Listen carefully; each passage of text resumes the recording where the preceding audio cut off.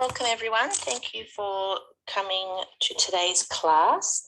This is a yin practice, a 1-hour class, which is suitable for all levels from beginner through to intermediate and advanced students. So all levels are welcome today. So firstly, I'd just like to start with checking in with everyone and just letting you all know that if you do need to go to the toilet all throughout the practice, we just go outside, turn to your right, and you'll see the toilets down the hallway on your right. In case of an emergency, head out the door, turn to your left, and please go down the staircase which you came in at, and cross the road, meeting on the other side of the street. That's the emergency evacuation meeting point. Thank you for all filling out your forms prior to class and also just checking in with me beforehand, letting me know how you're travelling and if you're nursing any injuries at the moment or if you have any limitations that might affect your practice today. In saying that, please remember throughout the class, if anything doesn't agree with your body or anything that I suggest or instruct doesn't sit well with you, please listen to yourself, to your body, take rest as need, modify as need, or just raise your hand if you need some further assistance and I can come over and offer you a modification, a variation, or some support. So I also have some feedback forms to give you after the class, so I would really appreciate your feedback. That would be really helpful. And just to let you know, we have props for today's class. So if everyone could just make sure, please, that they have 2 blocks with them, 2 blankets, a strap, and a bolster. So if you still need to collect those props, just do so now and then bring those back to your mat. So our theme for today is Ganesha. Some of you might know Ganesha as the Hindu elephant god, the remover of obstacles. So we'll start our practice today just sitting comfortably, closing the eyes down if that feels comfortable for you, or softening the gaze, perhaps turning the gaze downwards as if not really looking at anything in particular. Starting with the mantra, Om Gam Ganapataye Namaha. So a mantra means anything that makes the mind steady. It's a technique to move the mind into stillness, and through the power of word, sound, and energy, we can transport our mind to a higher place. So this particular mantra, which is associated with Ganesha, is a mantra we can use to move through situations where you may be feeling stuck. I ask for protection and a way to move forward all around whenever obstacles are in my way. Om Gam Ganapataye Namaha. The Om represents the universe, Brahman, or all of creation, Gam, the seed sound for Ganesha. Ganapataye is Sanskrit for Ganesh, and Namaha, I bow to you or I honour you. So you may have heard this before, perhaps in music or at kirtan. So we're going to slowly chant this together to commence our practice. And if you would rather not, it's okay to simply sit and listen. So first, let's take a deep breath in for Om and out, expelling all the air. A nice relaxed breath in, our invocation. Om Gam Ganapataye Namaha. Inhale. Om Gam Ganapataye Namaha. Repeating that quietly to yourself. A few more rounds.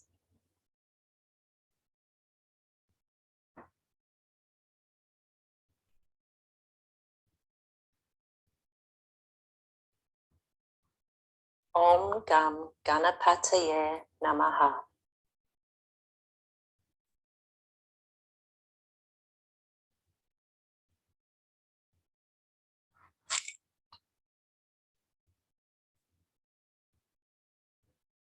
And one last time.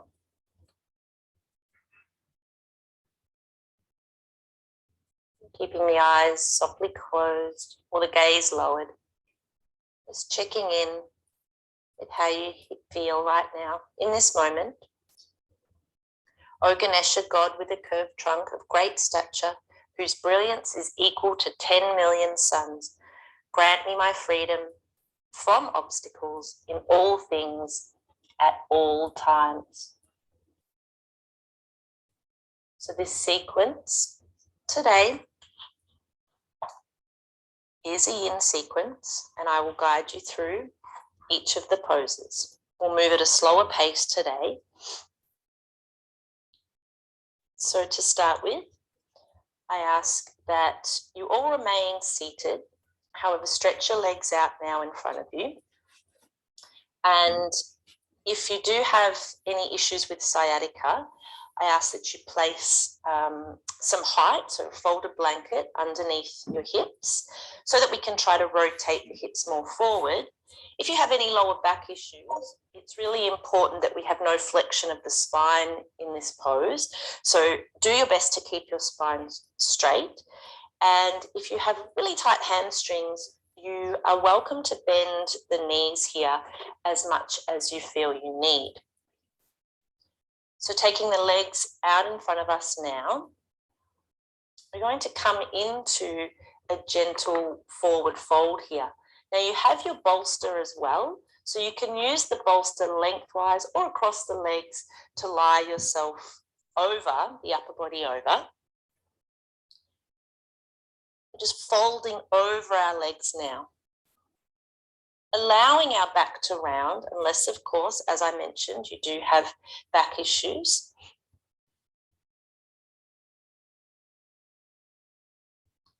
In yin, this pose is known as caterpillar pose, otherwise known as Paschimottanasana. But for yin today, this is caterpillar. So settling into your pose here. And this pose stimulates our kidneys, massages the heart, and it compresses the stomach organs, which helps to strengthen the organs of digestion. And you'll feel that it's giving a gentle stress to the ligaments along the back of the spine.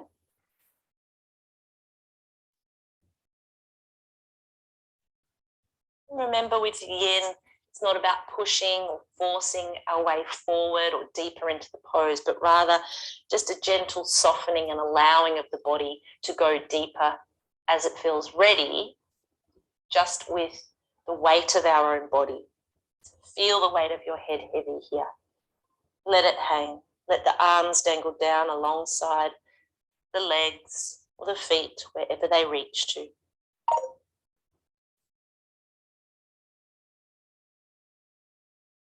And we'll hold here for around 4 minutes.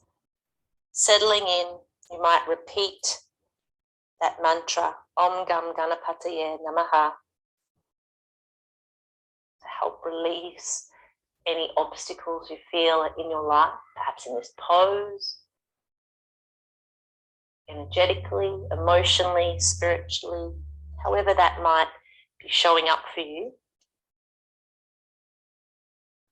Drop in and surrender to this pose.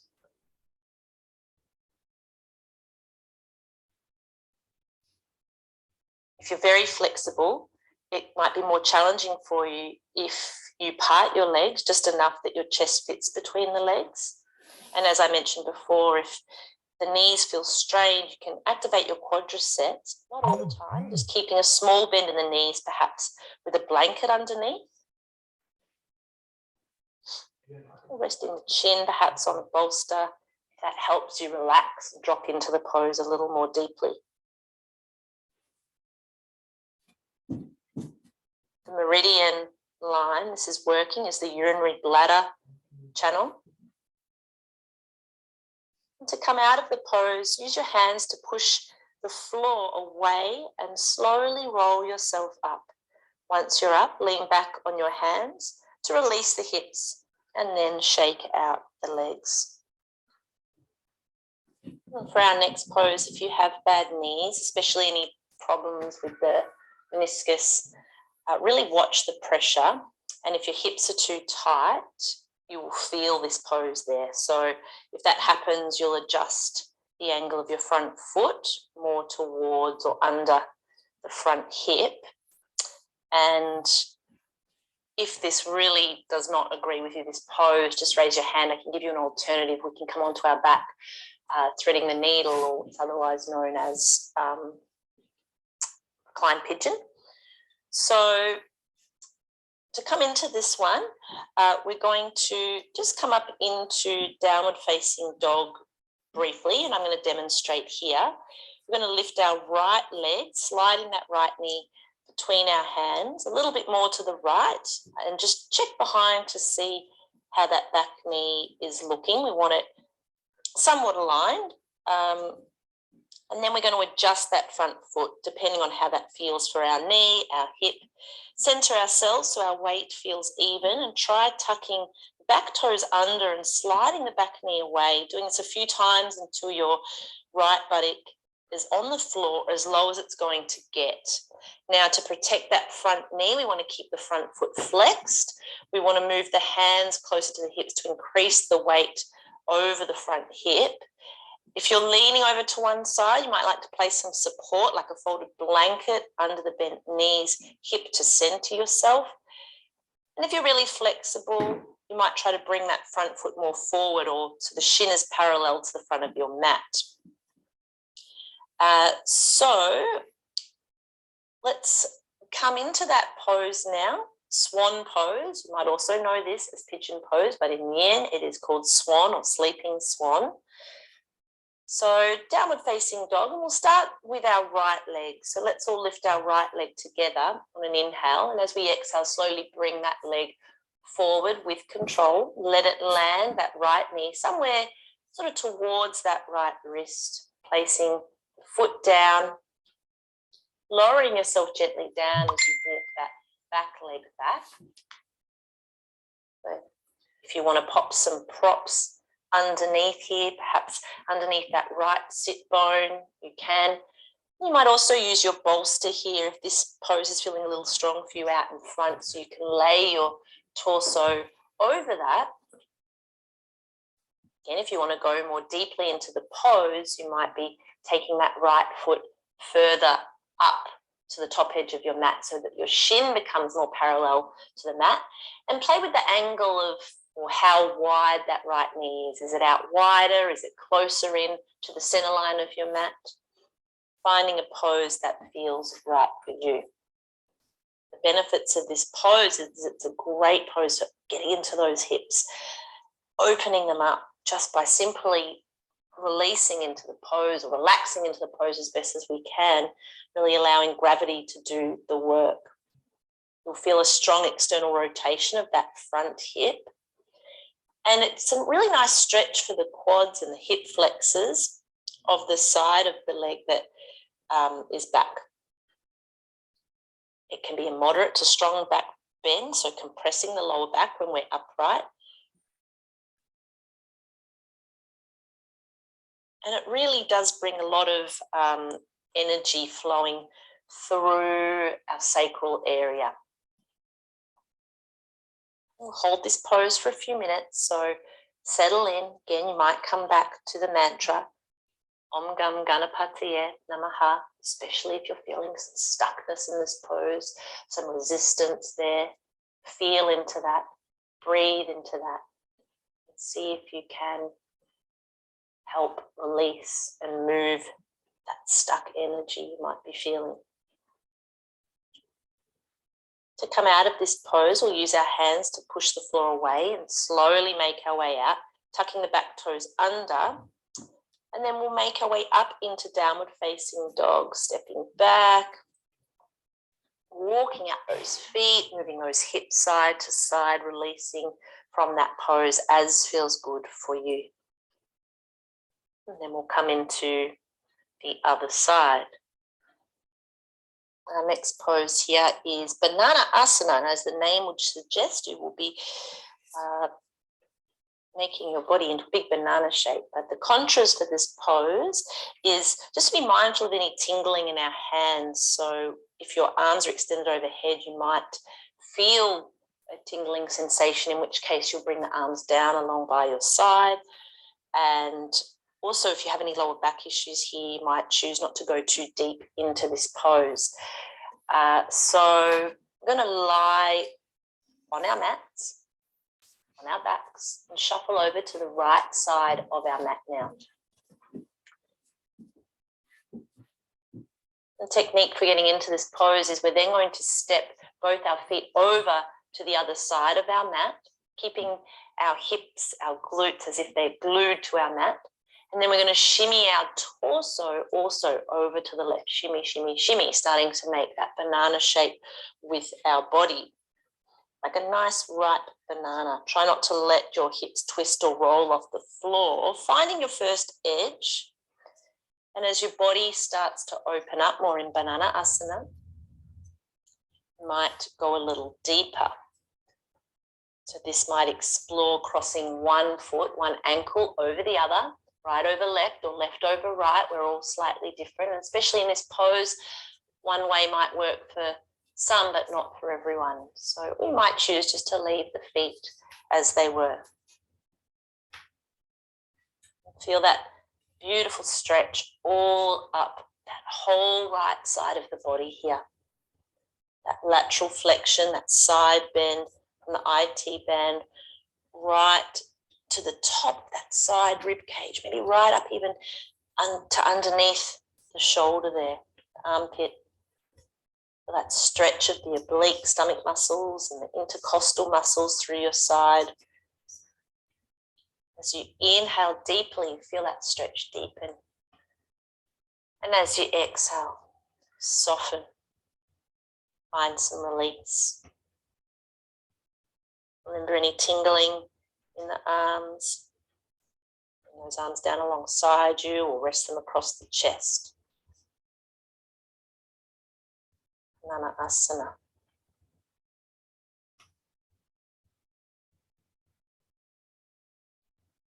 To come out of this pose safely, slowly, our release is just to simply move your legs back into a straight position.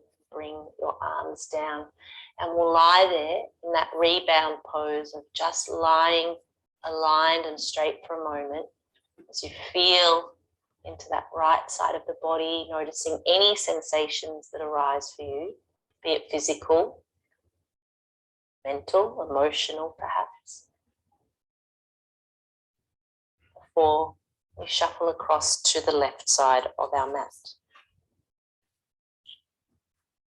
So again, those of you who might have a bad back or tight SI joints, sacroiliac joints, please be mindful that is contraindicated in this next pose. Also our knees, if we have any knee niggles or injuries, they can definitely be tested in this pose. Ankles also. So if anyone experiences any sharp or burning pain here, you must come out. Please do not persist with this one. And I'll get you to raise your hand if that is the case, and I will come over and give you an alternative. So to come into our next pose, there's a few options for coming into this pose, but we're going to start with just simply sitting on our heels, noticing how this feels. And if you do feel any pain in the knees as you are here, I would like you to skip this one. If your ankles start complaining, you might try a blanket underneath them, or again, skip the pose completely. We're going to lean back on our hands now, create a little arch in your lower back, and again, stop Check in with how this feels for you. This might be it for you today. If you can go further, come down onto your elbows. We're stopping as soon as we feel enough. Now you might use bolsters here underneath you if this is feeling the right height for you. Placing one lengthwise under the spine. I'll demonstrate that for you now.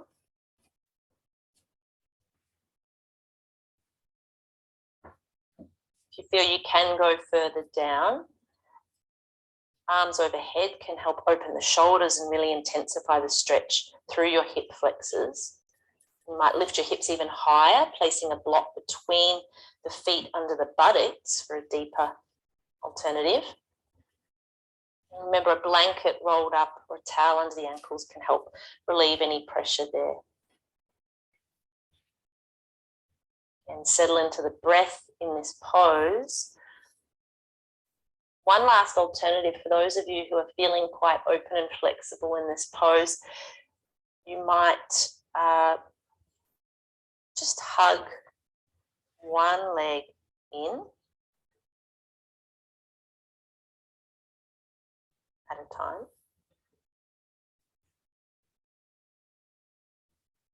But as we're not doing one side at a time today, it's probably best just to stay as you are in that shape, symmetrical. To come out of this pose, there's a few ways to come out, and I am more than happy to come around and assist if you need. So we want to try and pretty much come out the way we went down. So propping yourself up onto your elbows, pushing up onto your hands, and then we'll lie down on our belly, straightening the legs out. Just to allow rebound effect and allow the knees to release here.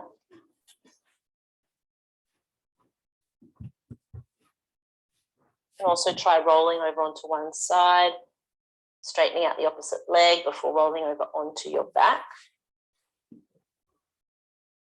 And if you are feeling quite flexible, you can just lift your knees and pop your feet out. Being careful, mindful if you do.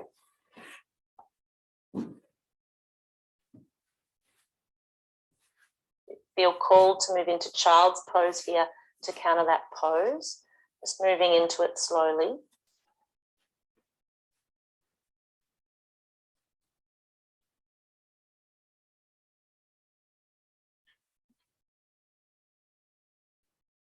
You'll feel that was a beautiful stretch for the hip flexors and quadriceps. Deep compression in the sacral lumbar arch. It's a good internal rotation of the hips. So we're really moving our hips in all directions today.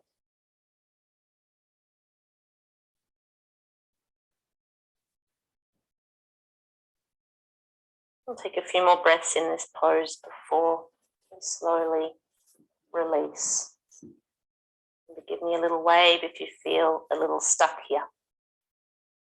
Again, anyone struggling with sciatica, or if you just need to be mindful of contras for this next pose, it can aggravate sciatica. So if that might be a concern for you, I want you to elevate your hips to have that blanket ready. And be aware of your hips rotating backwards while seated. We really want all of us to try and rotate our hips forward. Any lower back issues, again, we want to try not to allow flexion of the spine and don't allow the spine to round, so try to keep it as straight as you can. Any knee issues, we want to bring the legs closer together or tighten the tops of the legs, our quads, to try and engage the kneecaps for this pose. Okay, so to come into this next pose, we're going to come into a seated position. Take our legs as wide apart as they'll go. Sitting up on that cushion or blanket rather will help tilt those hips forward. So folding forward, resting your weight onto your hands with your arms locked straight, or rest your elbows onto a block or maybe your bolster. If you really need a lot of height in this one, you can even use your bolster to raise your hips. We're going to come straight down the middle for this pose.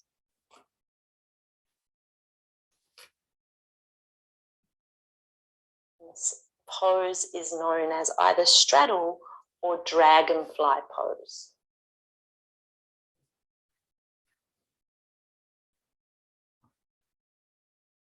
You'll feel the benefits here of those hips opening, the groins and the back of the thighs. It's a gentle opening as well to our inner knees, and it can stimulate the ovaries also. It's good for reproductive health.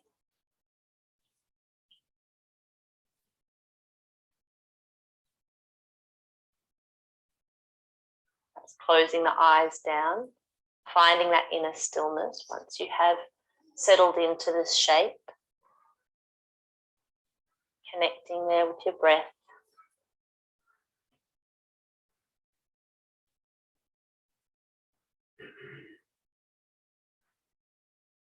Going into those hips, the lower back and the knees.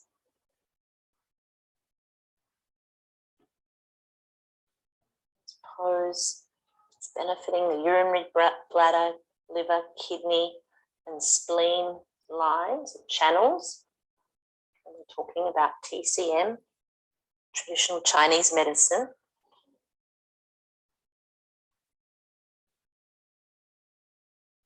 Inhale, you might find a little more length in the spine. As you exhale, gently allow it to round or soften forward. Again, as long as there's no back issues.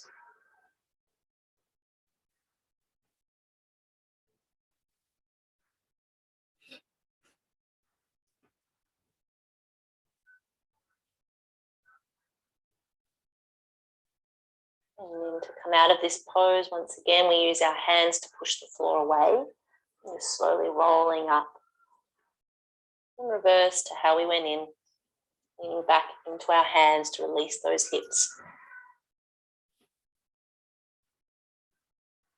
And then tightening the leg muscles, drag or lift those legs back together. Bounce or shake the legs. Sometimes I like to bend my knees and do a little windshield wiper with the legs from side to side to find that beautiful release. And I also like to take your hands behind you, press into the feet, lift those hips, strong through the legs, coming into reverse tabletop.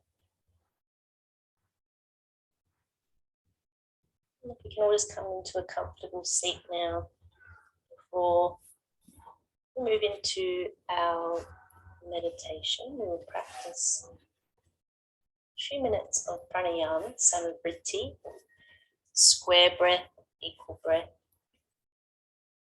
retaining breath and awareness of prana flow. Refining the breath. This will help us to calm the body and focus our mind, to remove distractions, making it easier to come into that calmness of mind for meditation, and then shavasana. So allow your posture, your spine to be upright, using a blanket or bolster cushion to sit on if you need, or even a chair. Resting the backs of your hands on your legs, palms up. Coming to Jnana Mudra, the tips of the index finger and thumb touching. Just watching your natural breath here without changing anything. Observing your natural inhalation, exhalation, and the natural pauses between each breath.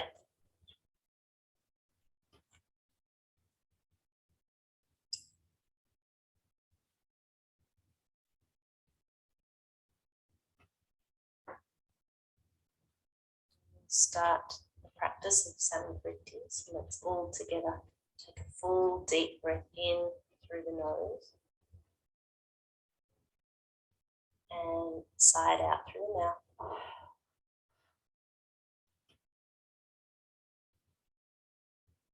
Inhale for the count of 4 through our nose.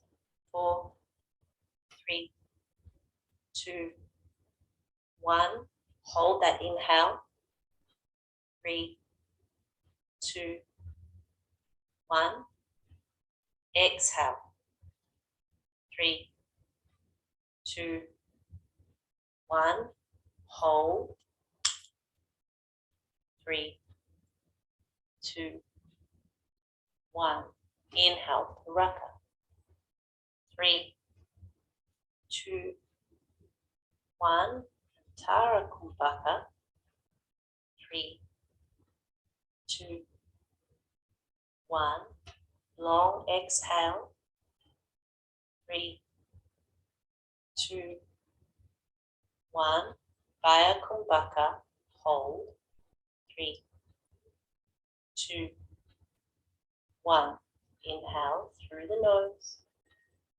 3, 2, 1. Hold.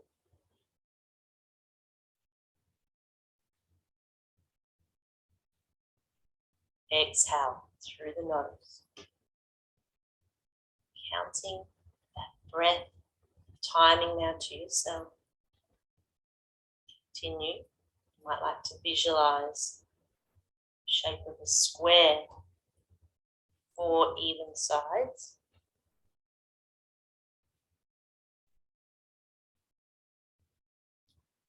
Take 2 more rounds.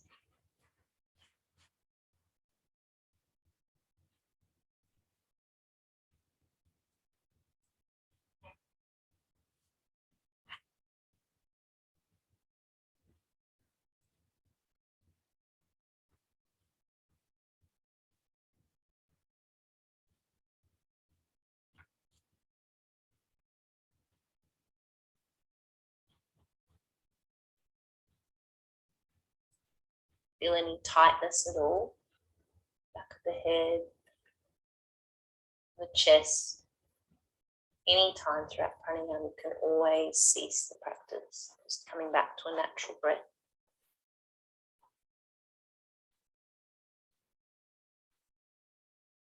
And if you're pregnant, you can practice equalizing the inhale and exhale without the breath retention. If you've got high blood pressure, or coma, or any ear issues, it's best not to hold the breath after the inhale. And if you have low blood pressure, it's best not to hold the breath after the exhale. To finish now for our meditation, we'll come back to our mantra, Om Gam Ganapatiye Namaha. Choose to lie down in Shavasana or stay seated upright for this practice. Take a breath in, and as we exhale, quietly in our mind, repeating that mantra, Om Gam Ganapatiye Namaha. And if you're pregnant, you might choose to lie on your side in this pose or have the head raised. We'll move now into Shavasana, corpse pose, our final resting position to allow our body to integrate all that we have just moved through. This will help relax the body, lower the blood pressure, and relieve any residual stress or tension that you might be feeling. Welcome to place a blanket over you. Make yourselves comfortable with extra layers of clothing. And stay here for the next 5 minutes or so. And just listen for the sound of my voice to gently guide you back once Shavasana is complete.